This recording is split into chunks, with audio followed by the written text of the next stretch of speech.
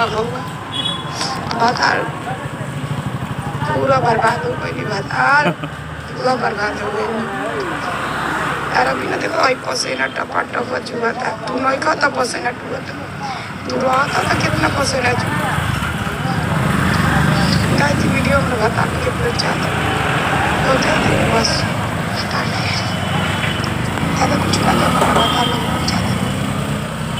और इतना देर तक वीडियो देखनी लोग बहुत अच्छा के बात बात है वो लाइक कर दी लोग फॉलो कर जाता ही बर्तन था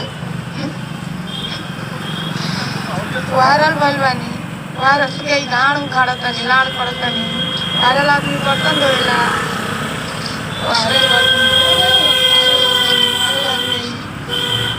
कबाड़ी की तरह भिखारी की तरह चुके खानी पड़ता लाइक कर दो भाई लाइक कर दो भातेरा